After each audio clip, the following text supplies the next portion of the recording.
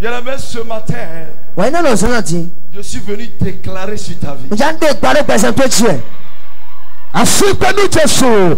Hey. Yes. Je suis venu déclarer sur ta vie. Si tu peux être présent spirituellement et non physiquement seul, ce que je vais déclarer va s'accomplir avant que 2021 n'ouvre ses portes. Power. Ce que je vais déclarer ce matin chez toi, bien-aimé, la Bible dit, c'est le fer qui aiguise le fer. Yes. Et le programme-ci est basé sur ce thème. Amen. Amen. Assieds-toi. Lorsqu'une parole sort, quand une parole sort, ça peut être une parole d'amertume. Et quand cette parole sort, c'est la parole qui active maintenant une réaction dans la vie de celui à qui on a adressé. C'est dire quoi? Pour amener la guerre quelque part, les divisions quelque part, il faut qu'une parole sorte. Amen. Amen. Il faut que la parole provoque. Il faut qu'il y ait un discours. Il y ait un propos. Et quand ce propos-là sort, ça élève des réactions. Et ces réactions peuvent être négatives ou positives. Ça dépend de quelle sorte de parole est sortie. Quel genre de parole est sortie. Quel genre de propos on a lancé. Quel que soit ce qui est lancé aujourd'hui, moi je déclare sur ta vie, c'est ton temps de célébration. Amen. Power. Jesus. Je dis c'est ton temps de célébration. Toi qui as quitté Parakou, c'est ton temps de célébration. Toi qui as quitté Boïko, c'est ton temps de célébration. Toi qui as quitté Savedassa, c'est ton temps de jouissance. Toi qui as quitté Porte-Novo, c'est ton temps de miracle. Toi qui as quitté Lokosa, c'est ton temps d'élévation. Toi qui as quitté Cotonou et ses environs, c'est ton temps de victoire. Reçois cette grâce. Voilà ça. Jesus. Reçois cette grâce. Reçois cette faveur. Au nom de Jésus. Assieds-toi et ouvrez vos Bibles. Nous allons aller rapidement dans le livre de 2 Rois chapitre 7. Lisez à partir du verset 1er. Très rapidement.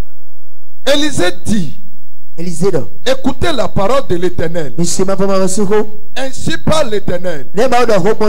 Demain à cette heure, on aura une mesure de fleur de farine pour un cycle et 2 mesures d'orge pour un cycle. Nous aidions à la porte de Samarie. L'officier sur la main duquel s'appuya le roi répondit à l'homme de Dieu: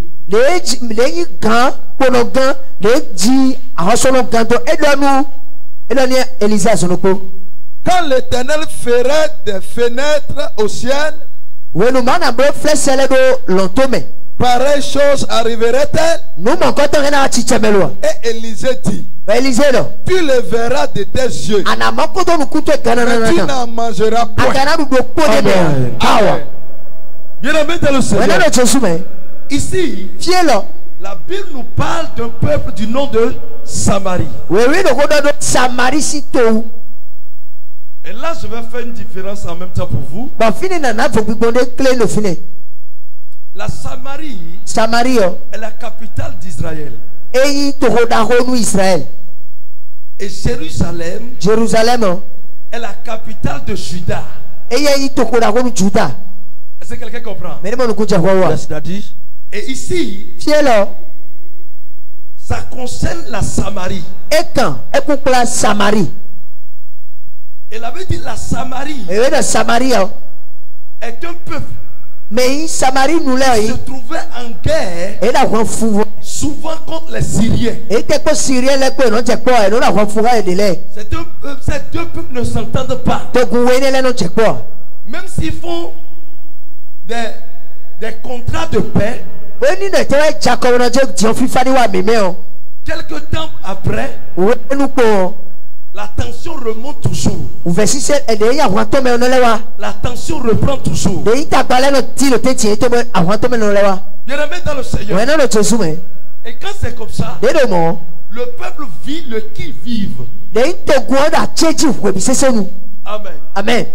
Et la Bible dit, cette fois-ci, ce n'est plus un envahisseur qui est venu. Mais le ciel est fermé sur leur tête. C'est-à-dire quoi? C'est comme ce que nous disons. Il n'y a pas ce pays au monde, à l'heure où nous parlons, qui ne subit pas la crise économique. Les pays du monde. Amen. Mais ici, qu'est-ce qui s'est passé? Le ciel est fermé. Et la Bible dit la pluie ne tombait plus. Alors les brebis mouraient de faim. Et les hommes aussi mouraient de faim. Les gens couraient aller voir le roi pour dire au roi, donne-nous à manger. Mais le roi dit, qu'est-ce que je vais te donner à manger? Ou bien veux-tu que je te donne du sable à manger? Il n'y a rien. Tout le monde pleurait. Et la famine-ci était élevée au point où les femmes s'entendaient entre eux pour tuer leurs propres enfants et manger.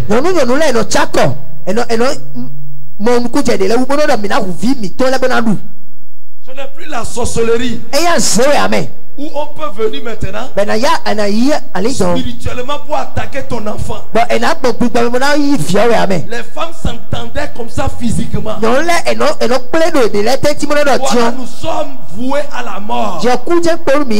Mais qu'est-ce que nous allons faire? Il faut qu'on commence à préparer à tout de rôle nos enfants que nous allons manger. Et là nous allons vivre.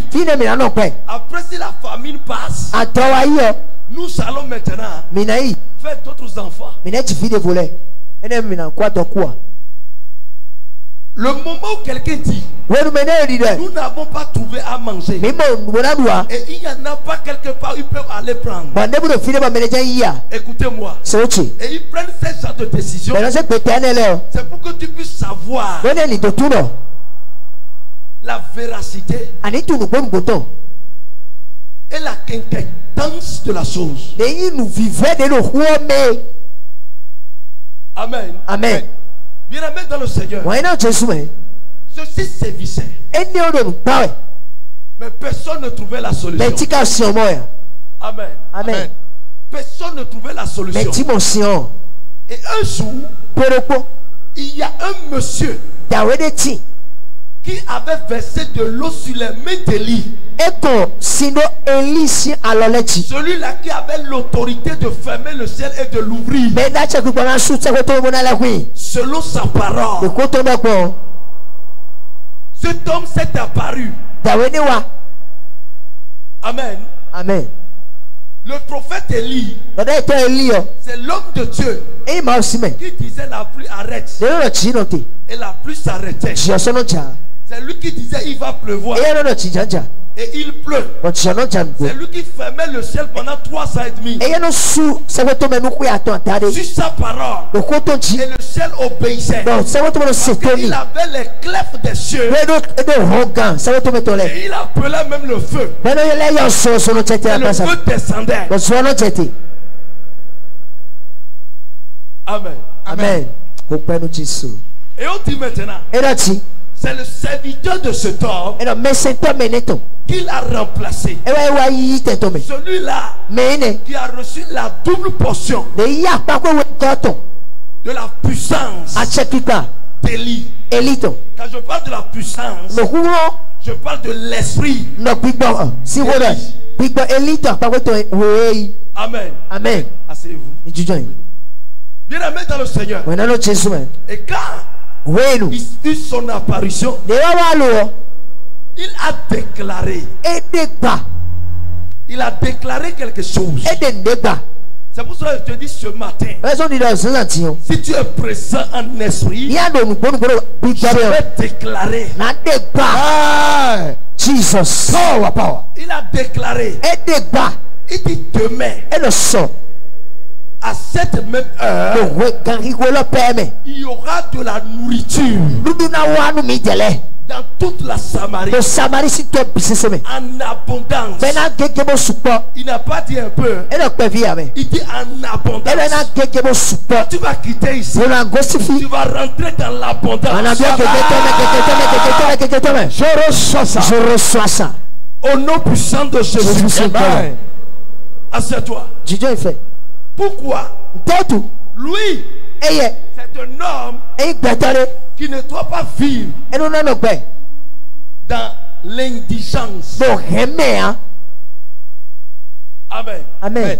Parce que lui, son mandat, c'est que là où ça ne va pas, lui il rendra les choses meilleures et faciles. Amen. Amen. Alors quand il a fait son entrée, il dit maintenant, demain, à cette même heure, il aura de la nourriture en abondance. Restez assis. Être disponible pour les déclarations. Amen. Amen. Bien aimé dans le Seigneur. C'est une parole qu'il a fait sortir. Et la parole a sa mission. Et la parole doit accomplir sa mission. Pourquoi? Il dit il y aura de la nourriture. Est-ce qu'il va ouvrir le ciel? Même si le ciel s'ouvrait et que la pluie tombait, est-ce que la terre peut produire le même jour la nourriture? Amen. Amen. Bien aimé dans le Seigneur. Beaucoup de gens disent, pourquoi vous courez derrière les miracles? Pourquoi vous courez derrière les nourritures? Pourquoi vous courez derrière ta? C'est le salut seul. Bien aimé, si tu as faim, le salut peut passer à côté de toi.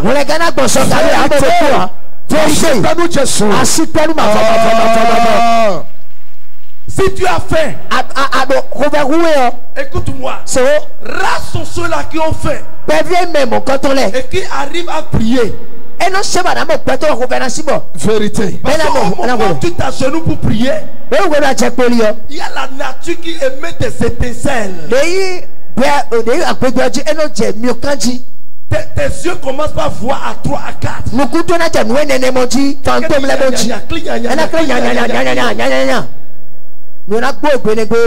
Prière partie. Tu vas changer de statut après aujourd'hui. Power. Jesus. J'ai dit tu vas changer de statut. Quelqu'un ne me croit pas. Tu vas changer de position. Je reçois ça. Tu vas changer de statut. Je reçois ça. Dans le nom de Jésus. Jésus c'est quand même. Je reçois ça. Assieds-toi. Aujourd'hui c'est le dernier jour. Et tu ne peux pas rentrer avec tes fardeaux. Quelqu'un dit Never. Jamais de jamais. Il remet dans le Seigneur. Il a parlé. Élisée ne pouvait pas travailler. Élisée ne pouvait pas aller ramasser du riz dans une autre nation pour amener. Élisée est là pour parler. Je suis venu ce matin pour parler.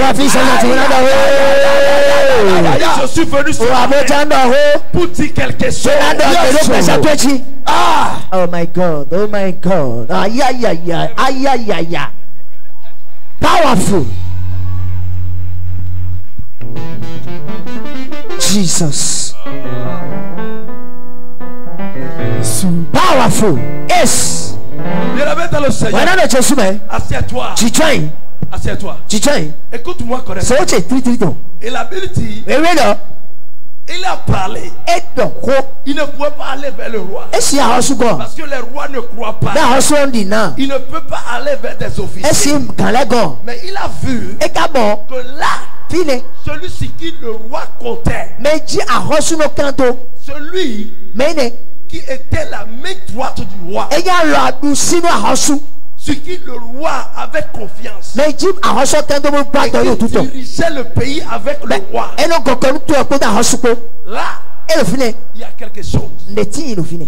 Le monsieur en même temps a riposté, a répliqué. C'est le thème même. Il a répliqué en parlant aussi. Mais quand un enfant de Dieu parle, Satan aussi parle. C'est le frère qui aiguise le frère. Un enfant de Dieu parle, Satan aussi vient parler. Et le monsieur dit maintenant, même si Dieu ouvre les éclus des cieux, ce qu'il vient de dire ne va pas s'accomplir. Pourquoi? Lui, il a fait les calculs relationnels. Et il a fait le calcul de la raison. Il a fait les calculs mathématiques. Et il a utilisé la sagesse humaine. Il y a une sagesse qui est au-dessus de toute sagesse. Cette sagesse te parle. Écoute-moi, les choses changent en même temps.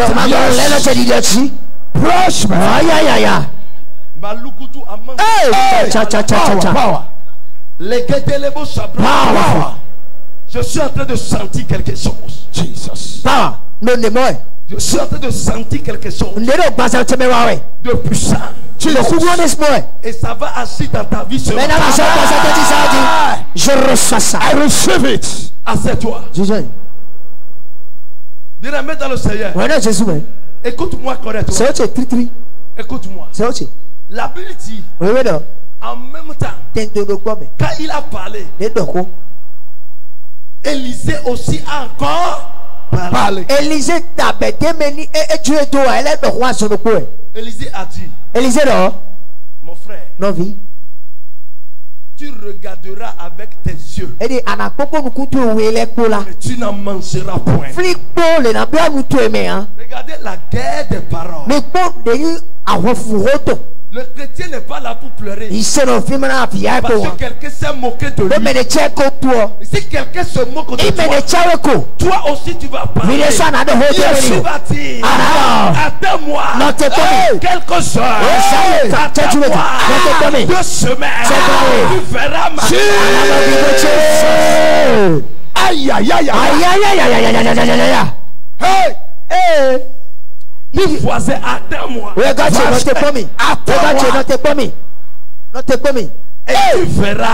tu verras.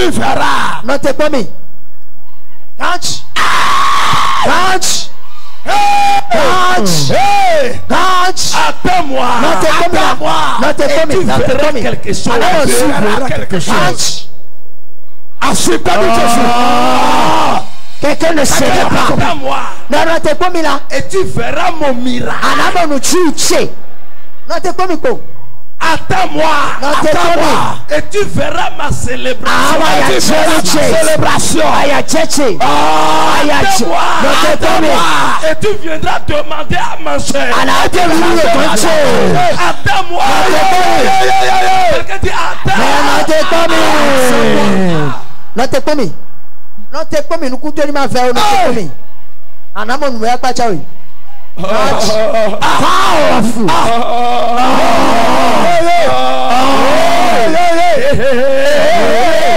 Attends-moi. Et tu verras mon miracle. Aïe, aïe, aïe. Attends-moi. Non, t'es comme. Hey. Jesus. Jesus. Hey. Ah. Quand tu vas partir à Ouida, Attends-moi. Et tu verras mon église.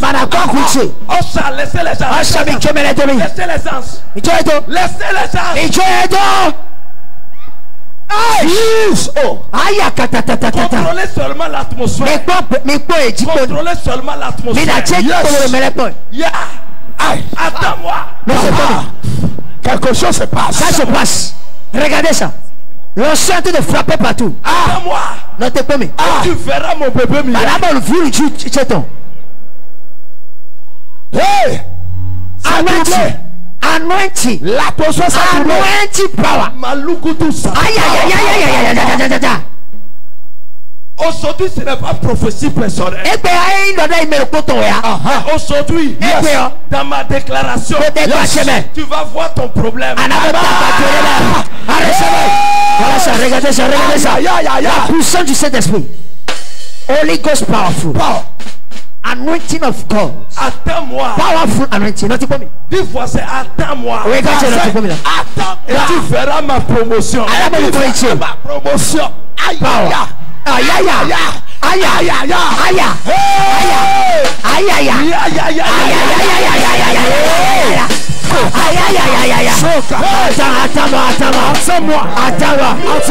Attends-moi. Bien-aimé.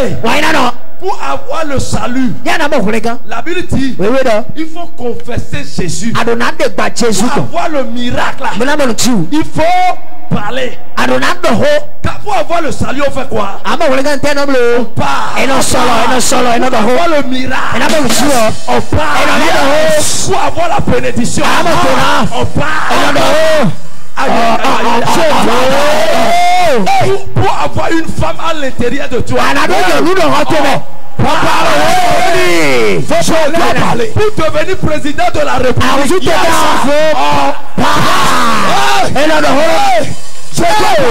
je veux parler. Il n'y a rien que tu vas faire sur cette terre si tu n'as pas parlé. Aïe.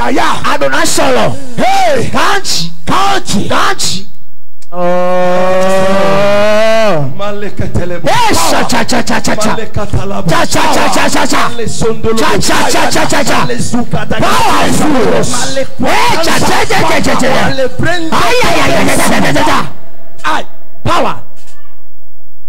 Quelque chose se passe. Do something, my father. Powerful. Yes. Yes. Yes. Yes. Yes. Ça se passe. Amen. Cette semaine, tu ne peux pas comprendre ce qui s'est passé ici. Si c'est aujourd'hui tu es venu, tu ne peux pas comprendre. Depuis mardi ce qui s'est passé, tu ne peux pas comprendre. Bien-aimé dans le Seigneur, assieds-toi. La parole est une chose plus efficace de toutes choses. Et c'est pour ça que la Bible dit la mort et la vie sont au pouvoir de la langue. Amen. Bien-aimé dans le Seigneur, la Bible dit il a parlé et l'autre a rétorqué. Il a encore parlé. Écoute-moi. Quand il a parlé, lui il est mandaté.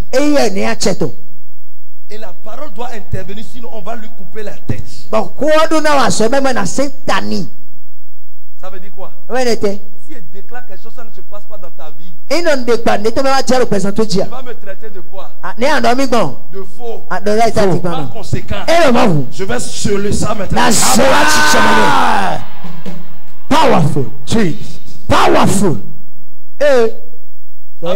Amen. Bien-aimé dans le Seigneur, assieds-toi.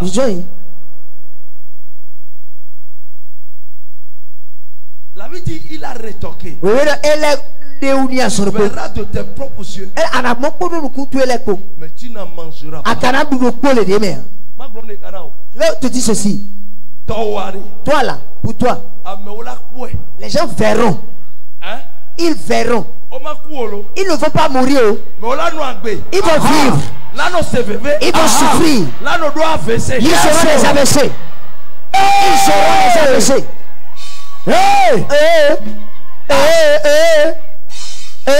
Ça se passe derrière. L'onction là même ce matin. L'onction de ce. Les gens vont voir. Mais les amants. Tu ne vas pas mourir. Ils ne vont pas mourir. Non, non, aujourd'hui je ne suis pas venu tuer. Assieds-toi. Ils ne vont pas mourir. Non. Un jour j'ai fait cette prière. Dans une douleur. Et j'ai dit, Seigneur, celui là, je reconnais que c'est lui. Et tu m'as aussi montré que c'est lui qui me dérange. Il a dit, Seigneur, qu'il die. Vous savez ce que Dieu m'a dit? Il m'a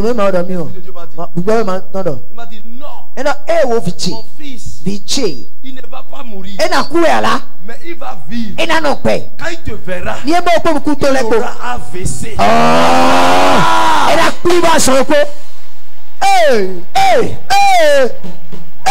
Il y a certaines personnes, s'ils meurent en même temps, ils n'ont pas souffert. Vérité.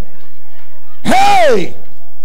Mais il y a d'autres, il faut qu'ils souffrent correctement.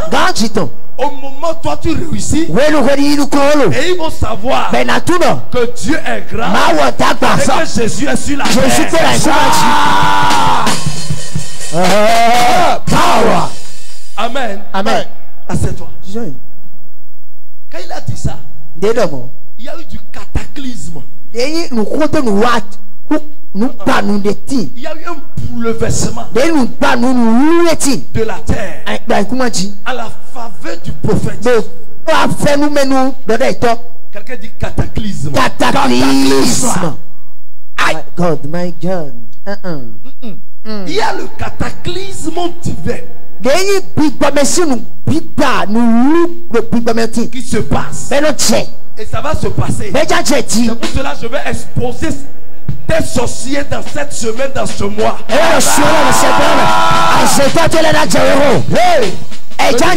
Exposé.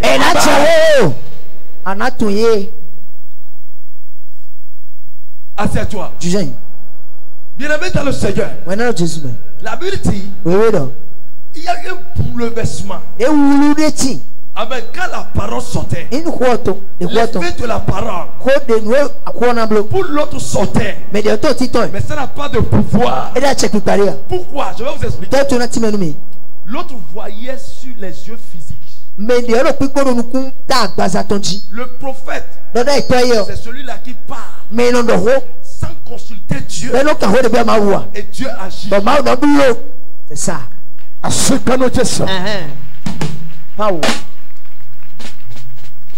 Le prophète, il peut sonder les profondeurs de Dieu et annoncer quelque chose de la part de Dieu.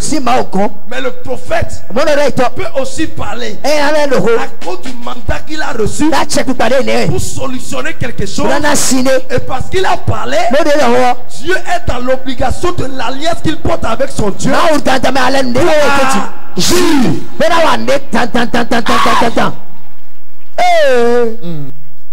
Alors la parole prophétique n'a pas de loi. Ça brise les lois. Ça brise, ça bouleverse la loi de la nature. Amen. Amen. Comment? La Bible dit quand il a parlé, et il y a eu cette discussion, Élisée a quitté. Élisée Gossi. Quand Élisée a quitté, il y avait 4 lépreux. 4 lépreux à la porte de la Samarie. Et ils ont commencé par parler. Un lépreux est celui-là qui n'a pas un pied normal et les mains normales. Amen. Les pieds sont anormaux. Et c'est difficilement que le lépreux se déplace. C'est des gens qui ne sont même pas autorisés à rester parmi les gens parce que ça peut contaminer des chances.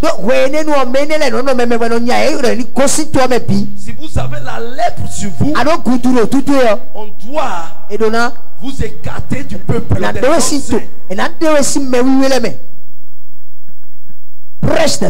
Amen. Yes. Amen.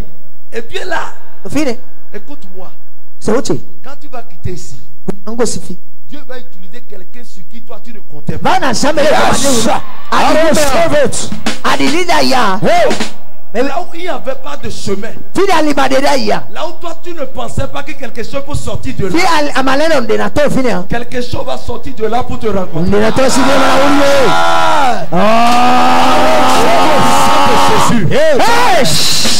Assieds-toi. Power. Assieds-toi. Powerful. Jesus. Bien-aimé dans le Seigneur, la Bible dit, les 4 lépreux ont commencé par discuter. Écoutez-moi, frère, nous sommes ici en tant que lépreux. Nos parents n'ont plus à manger. Par conséquent, nous autres aussi, nous ne trouvons pas à manger. Nous sommes déjà malades. Voués à la mort. Séparés de notre peuple. Ça veut dire que si nous restons à Samarie, nous allons mourir. Si nous sortons d'ici et on va vers les ennemis de notre peuple, si nous tuons ceux qui nous ont tués, on n'a rien perdu parce que c'est la mort, nous sommes voués à la mort. Quelqu'un dit, Dieu est entré dans les lépreux.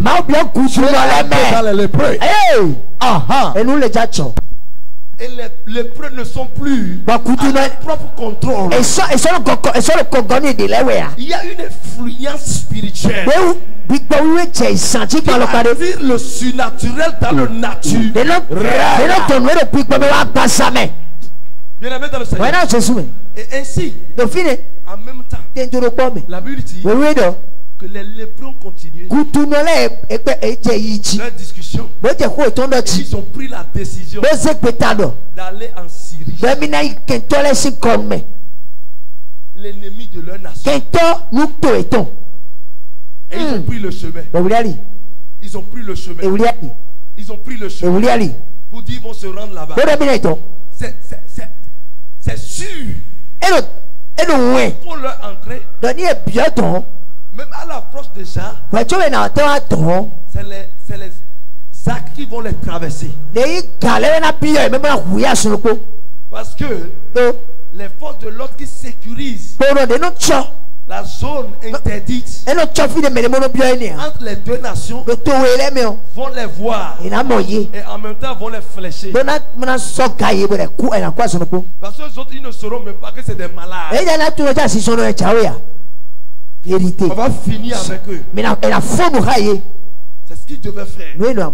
Et qu'est-ce que Dieu va faire pour empêcher ceux-ci de bloquer le miracle? Il faut te dire à partir d'aujourd'hui, personne ne peut bloquer mon miracle. Personne ne peut bloquer mon miracle. Personne ne peut bloquer mon évolution.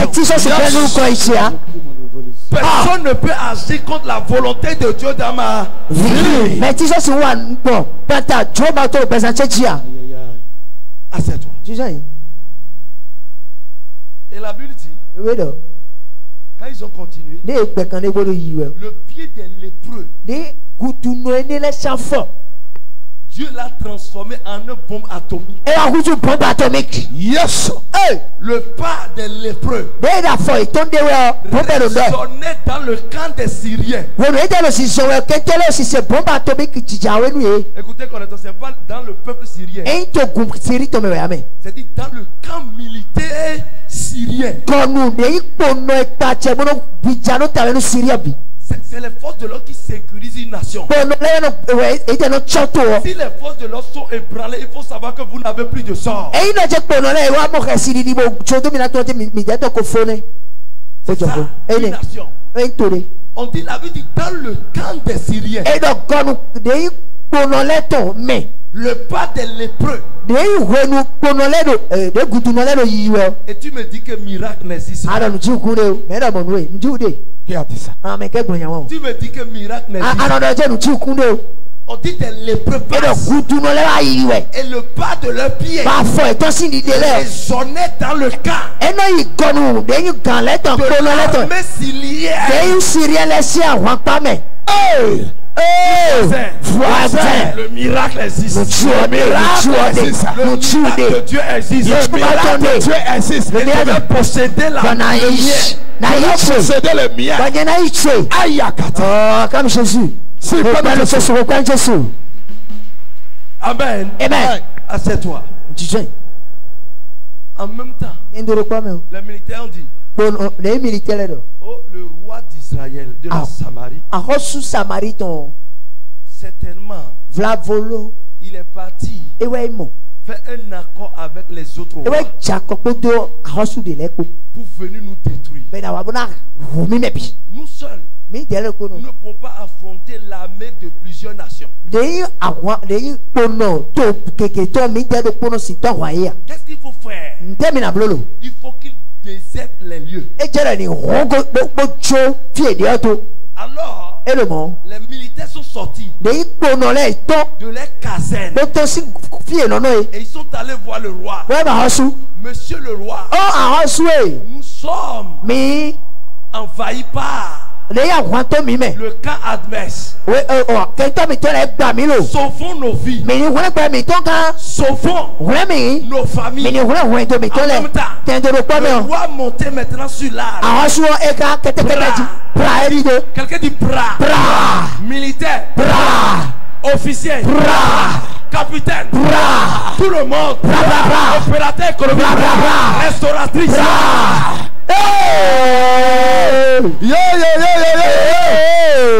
Tout le monde. Mais écoute-moi. S'il y a quelque part où ta grâce est cachée, ton miracle est caché, aujourd'hui quelque chose va se passer. Tu vas entendre bras.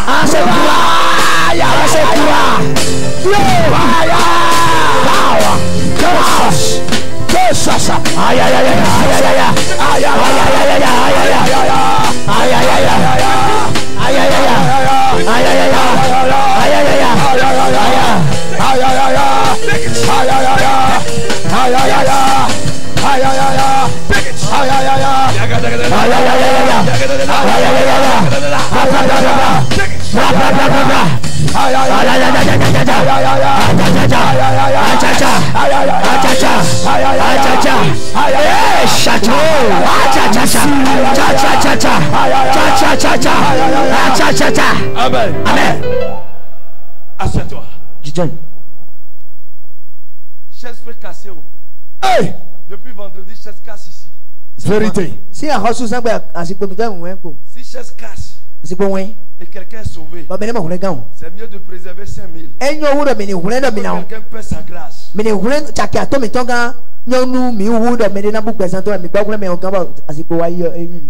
Quelqu'un est d'accord? Je suis d'accord. Quelqu'un est d'accord? Je suis d'accord. Quand tu bien aimé dans le Seigneur, écoute-moi.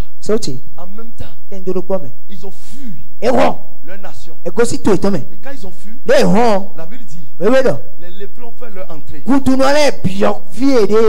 ont vu que vous savez là où ils ont pris part en même temps. Parce que j'ai compris quelque chose. La Bible dit les lépreux avaient faim. Et ils ont trouvé des nourritures. Ils ont commencé par manger. Ça veut dire quoi? Les restauratrices ont fui. c'est ça. Quelqu'un dit chopa. Le repas volonté. Amen. Service à volonté. Ils n'ont jamais pris shawarma. Et nous shawarma quoi? Ils ont mis leur bouche dedans. Par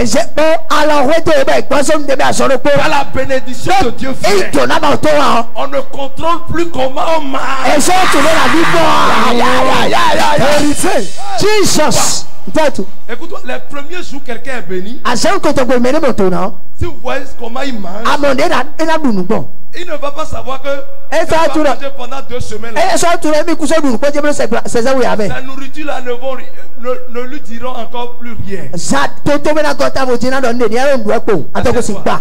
Ils ont mangé par ils sont rassasiés. Ils sont rentrés maintenant dans les banques. Et ils ont trouvé des lingots d'or. Quelqu'un dit lingots d'or. Ils ont pris maintenant des lingots d'or. Ils partis. Et quand ils ont pris pour soulever, pour garder, quelqu'un dit problème. Quand un prophète parle, même si tu pars, il y a des années, tu vas revenir avec miracle. Moi, s'il n'est pas mandaté, assieds-toi. Et ils se sont dit entre eux, non, les Syriens peuvent revenir voir si nous sommes toujours là ou pas. Ceci c'est un miracle de Dieu. Allons-y informer le roi de notre nation. Ils ont pris la course en marche. Ils sont venus dire roi, nous on a trouvé la nourriture gratos. Venez, on ira ramasser. Et ils sont restés là la nuit, ils ont tout ramassé. Ils ont pillé la nourriture de la nation. Ils ont pillé même les ânes, les bœufs, tout ce qu'il faut. Ils ont pillé. Et ils ont ramené. Alors ils ont fait comme ils ont fait des magasins témoins comme au NASA que nous faisons. Mais il faut savoir qu'aucun gouvernement ne vit sans la Bible. Mais tu l'as dit, la Bible pour pouvoir copier. C'est ça. Même s'ils ne sont pas des chrétiens, ils lisent la Bible.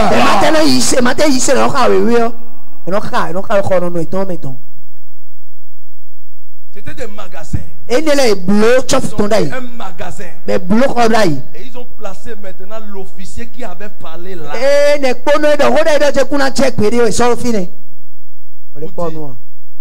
Officier, nourriture dont tu avais parlé là. Nourriture est venue. C'est à toi de gérer. Il est resté à la porte. C'est lui qui veut distribuer. Le peuple était en ligne. Et puis ils ont commencé par prendre de nourriture. Le peuple a dit, monsieur, tu n'as pas le droit. Nous on a fait il y a longtemps. Alors, on doit traverser le portail sans toi. Si tu refuses, on va te piétiner. Et en même temps ils ont commencé par le piétiner. Chacun passe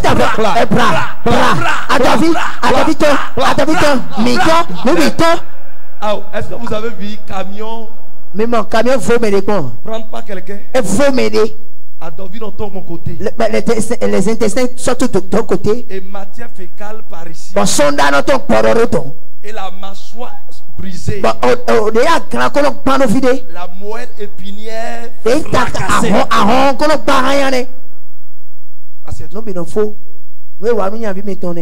Il est mort. Pourquoi? Le prophète avait dit, mais tu n'as mangé pas. Écoute-moi. Les gens vont voir comment tu vas porter le bébé. Et venez dire maintenant, je veux garder le bébé, ils seront incapables. Quand ils vont dire maintenant, je vais garder au moins l'enfant. Quand ils vont regarder l'enfant, quelque chose va dégager de l'enfant et va le tuer en même temps.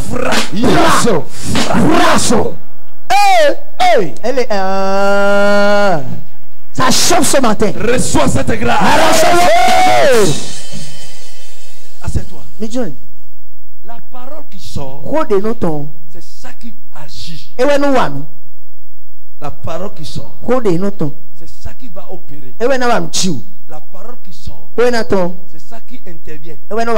C'est pour cela même à distance nous disons, reçois la guérison. Et la personne est guérie.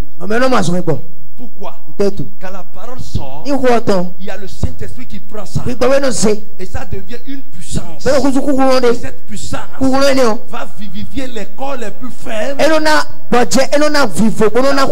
Plus de chemin. Reçois le chemin. Reçois ça. Reçois. Power. Dis voisin, tu as besoin de quoi? Voisin, tu as besoin de quoi? Tu as besoin de quoi même? Reçois ça. Reçois ça. Tu t'es déplacé pourquoi? Voisin, tu t'es déplacé pourquoi? C'est à cause de ton entreprise. C'est à cause de ton mariage. Maintenant, reçois cette grâce. Powerful. Power. La grâce de Dieu ce matin. Yes, quelque chose se passe. Ah, ça chauffe. Il y a la puissance de Dieu ici. Yes. Jesus. Power. Powerful. Yeah. Si Dieu veut donner quelqu'un, il ne prend pas un endroit où personne n'a jamais pensé. C'est ça. Hey. Ça veut dire que ce que tu vis, c'est une opportunité pour que tu aies ton miracle. Amen. Amen. C'est une opportunité. Alléluia. J'ai dit opportunité. Lève tes mains vers le ciel. Lève tes mains. Lève tes mains. Je prophétise. Je déclare sur ta tête. Maintenant, reçois le miracle. Reçois ton bébé. Il y a 24 bébés en l'air. Je dis 24. Voilà ça. Regardez ça. Ça passe. Voilà ça, regardez ça. Je compte 1 à 4. Ça va intégrer. 2, 3, attends. Voilà ça, regardez ça. Regardez le bébé. Voilà ça. Regardez ça derrière là-bas. Regardez le bébé. C'est partout. Regardez ton fils. Regardez ça derrière là-bas. L'opération de bébé. Derrière là-bas. C'est partout. Opération. Bébé mira partout. Regardez ça. La puissance du Saint-Esprit.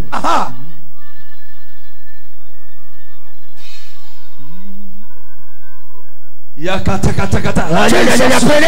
La bakatara basa. Mekalado kete. Holy Ghost. Chatouya basa. Regardez ça. Tout fibrome nebu. Tout kiss nebu. Tout miam nebu. Maintenant brisé. L'opération de Belle Messi, c'est toi qui ne trouves plus tes menstrues. L'opération c'est créé. Menstrues sort. Regardez. Ça sort. Qui empêche le miracle dans ta vie.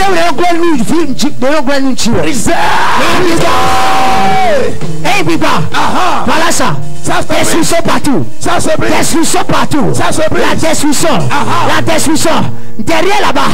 J'ai lu quelque chose au pasteur la dernière fois. Et ils ont compris que parmi les enfants de Dieu, personne n'est admis à l'indigence. Parce que la Bible dit, quand les apôtres travaillaient, parmi eux, il n'y avait pas des indigents. Parce que Dieu a élevé et tous. Je prie maintenant. Yes. Je prophétise. Avant que 30 jours ne viennent. Reçois le miracle financier. Je reçois ça. Reçois le miracle financier. Je reçois ça. L'Esprit de Dieu m'a dit de faire des millionnaires, des milliardaires.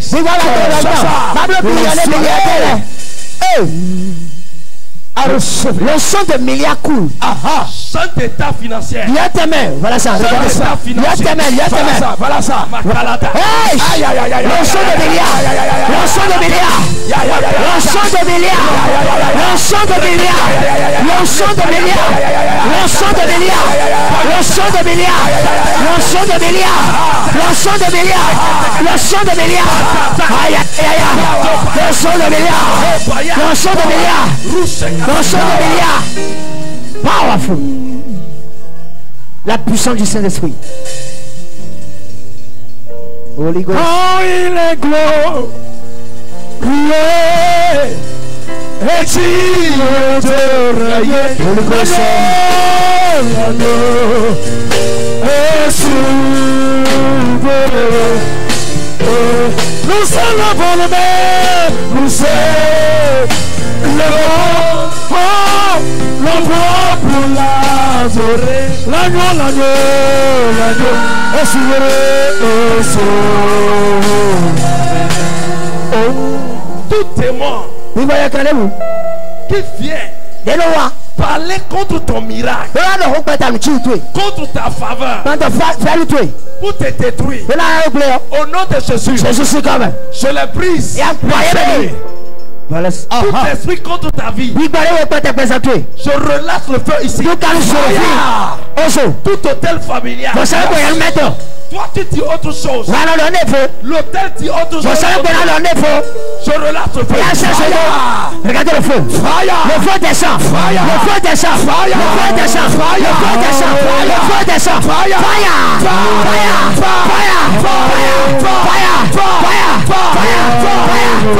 Le feu descend. Le feu descend. Le feu. Derrière là-bas. L'intérieur. Les hôtels prennent feu. Toute tête que tu trembles jusqu'à présent, je ferme ça. Je prise l'autorité là. Reçois la grâce. Je reçois. Payez maintenant. Reçois la grâce. Reçois la grâce. Reçois ça. Reçois ça. Malaga.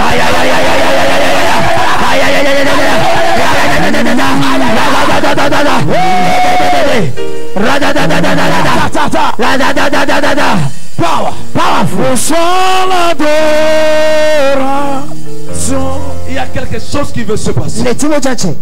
Quelque chose veut se passer dans ta vie. Je vois des milliers d'anges de Dieu présents ici. Masakata.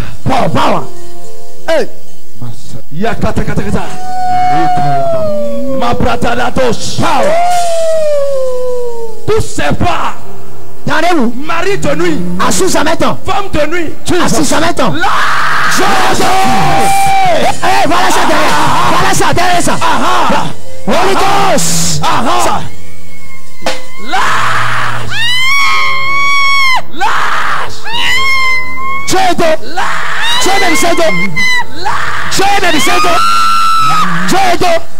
Hey, ça relâche. Seigneur, fais-moi voir. Relâche ta gloire. Oh Seigneur, fais-moi voir ta gloire.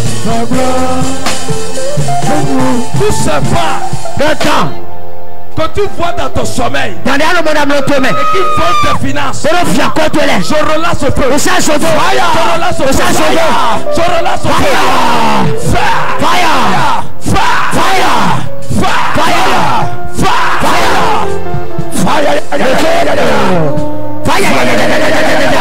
Le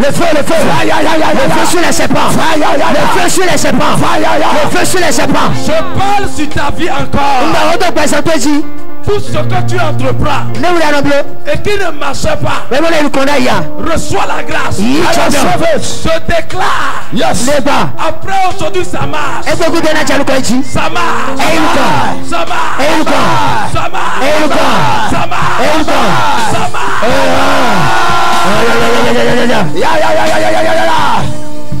Hey, toi qui n'as pas d'emploi, it is time.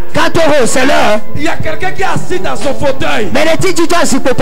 Il y a quelqu'un qui est assis dans son fauteuil et qui me regarde de loin. Maintenant, avant 21 jours, reçois ton emploi. Ton téléphone va sonner. Reçois ton miracle.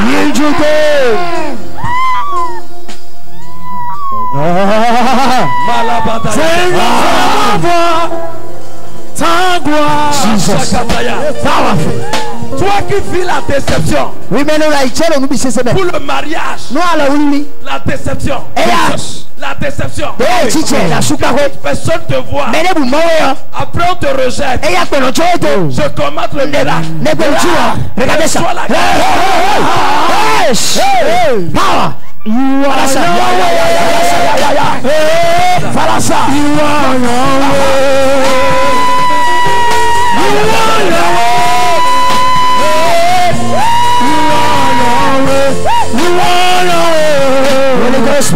Toute maladie dans ton corps maintenant ça part. Voilà ça. Saint-Esprit de Dieu. Holy Ghost. Toute maladie. Diabète. Tension. Paralysie. Maintenant. Sortez. Hépatite. Pliez bagage. Lâchez.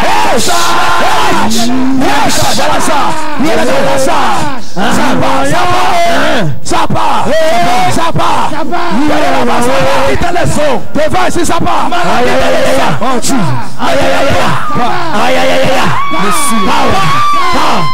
Ça part.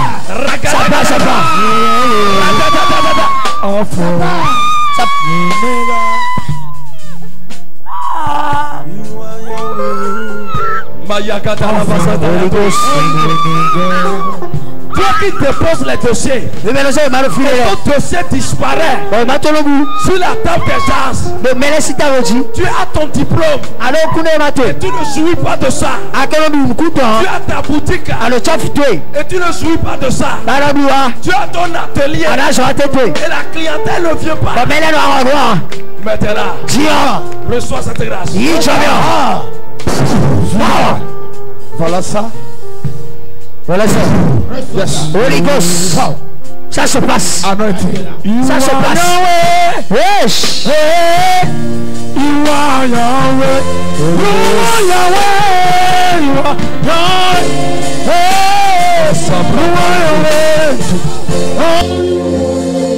Il y a des choses qui disent ici. Pourquoi je suis en vie même? Je suis venu te donner espoir. Que à partir d'aujourd'hui, les choses changent.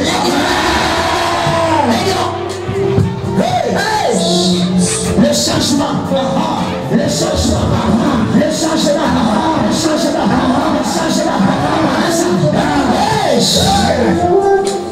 Toi qui dis, il faut que je me suicide. Je vais me suicider. Je chasse cet esprit de mort. Je chasse cet esprit de mort. Je chasse cet esprit de mort. Le son de Dieu partout. Ça frappe derrière là-bas. L'esprit de moi est brisé derrière là-bas. Regardez ça. Le son de Dieu frappe partout. Holy Ghost, powerful. Power.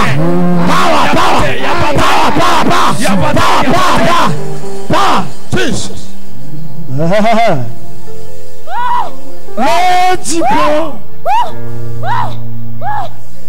Le sang de Dieu. Le sang de Dieu.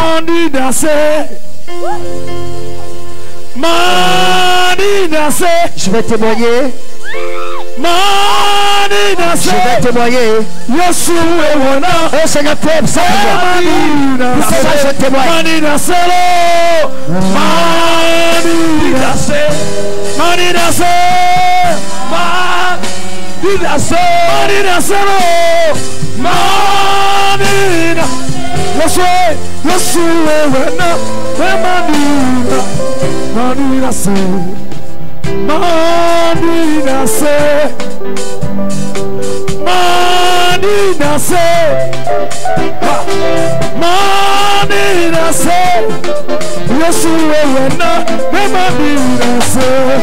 Je commande les portes ouvertes maintenant.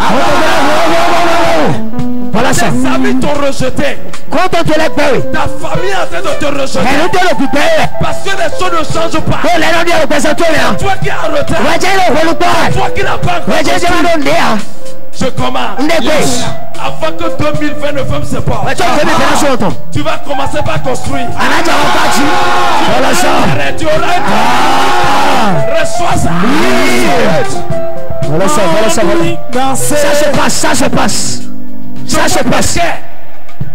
Ici, tu as commencé par construire. Et c'est bloqué. C'est bloqué. Tu n'arrives même plus à aller sur le chantier. Tu n'as plus rien. J'active la grâce financière. La grâce, la grâce, la grâce. Ça s'active. Ça s'active. Ça commence. Powerful. Toi qui as intérêt, tu veux vendre. Oui, maintenant, écoute-moi ça. Et c'est bloqué jusqu'à aujourd'hui. Et ça a bloqué ton projet. Je libère ça pour toi. Je libère. Libération. Au nom de Jésus. Libéré. Libéré. Libéré. Libéré. Libéré. Libéré. Quelqu'un t'a promis de financer. Je suis venu te dire. Avant que le mois d'octobre ne termine, reçois ton argent.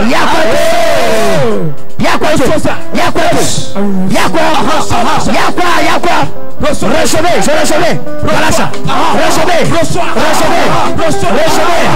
Recevez. Power. L'argent descend, l'argent descend. La concrétisation partout. Je vois un marché que tu discutes. C'est toi qui prendras ça. Je prophétise. Gagne le marché. Gagne ça. Gagne.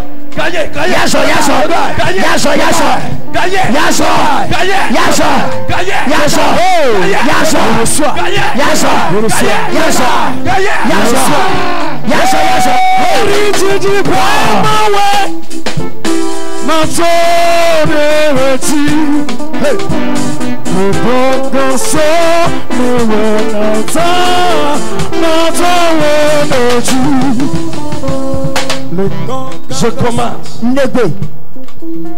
Tout fardeau que tu portes avant de venir ici à la terre.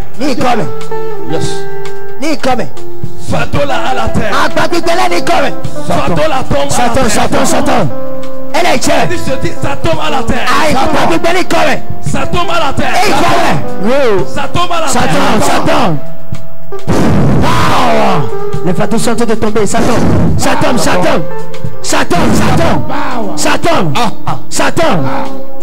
Merci Jésus. Jésus. Merci Jésus. We plead the power my way. Tu le chemin d'arrêt ici, Seigneur.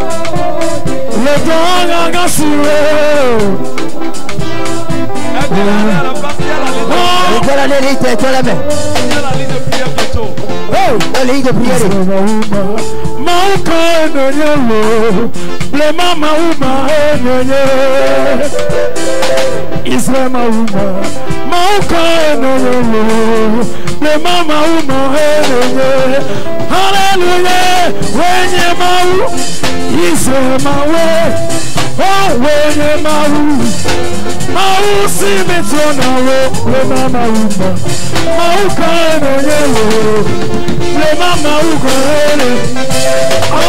hallelujah, when you move, Israel. See me turn away, when I'm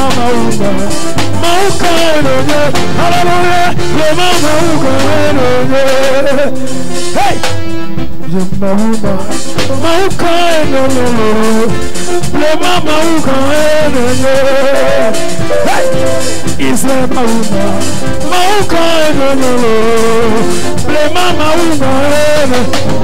Hallelujah!